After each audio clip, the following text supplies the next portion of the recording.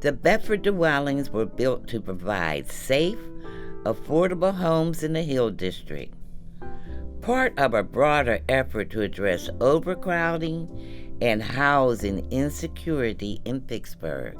But from 1932 to 1938, this site was Greenlee Field, home to the Pittsburgh Crawfords, a dominant Negro League team of the 1930s. It was Black-built and Black-owned. At a time when most Negro League teams rented space and moved constantly, Greenlee Field represented something rare: ownership. Greenlee Field was a vision of Gus Greenlee, owner of the Pittsburgh Crawfords. His team featured National Baseball Hall of Famers, including Satchel Paige, Gibson, and Cool Papa Bell. Greenlee paid his players better than most Negro League owners and provided a level of financial stability that was uncommon at that time. The field was built to give Black players full access to facilities they were routinely denied elsewhere, including their own locker rooms and clubhouses. Construction began in 1931, in the middle of the Great Depression. The stadium opened the following spring at a reported cost of $100,000. Greenlee Field seated around 7,000 fans and featured a steel and concrete grandstand with a brick facade along Bedford Avenue. In 1932, lights were installed, allowing baseball at night, years before it became common in major league parks.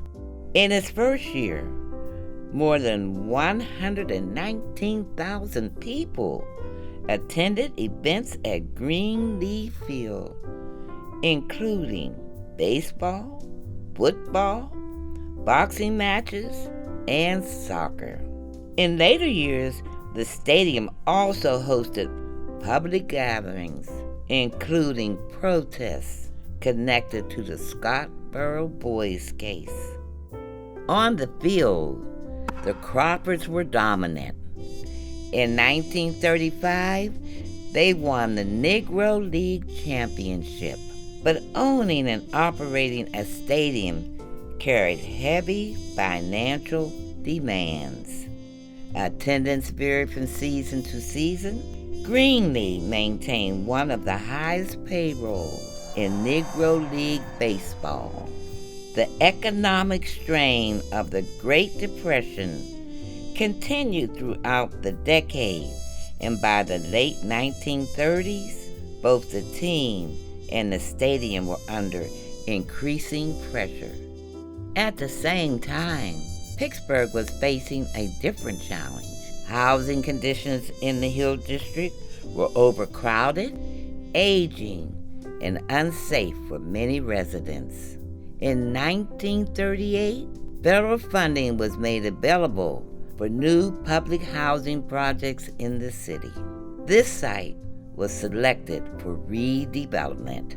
Greenlee Field was sold and later demolished. In its place, the Bedford Dwellings were constructed, one of Pittsburgh's earliest large-scale public housing developments, built under the Housing Authority of the City of Pittsburgh. The removal of Greenlee Field marked the end of a brief chapter in the Hill District's history. It was one of the few Black-owned major stadiums of its time. What followed addressed a different need: safe, affordable housing. Today, a historical marker stands near this intersection, marking where the field once stood. The city around it continues to change, responding to new needs while carrying its history forward.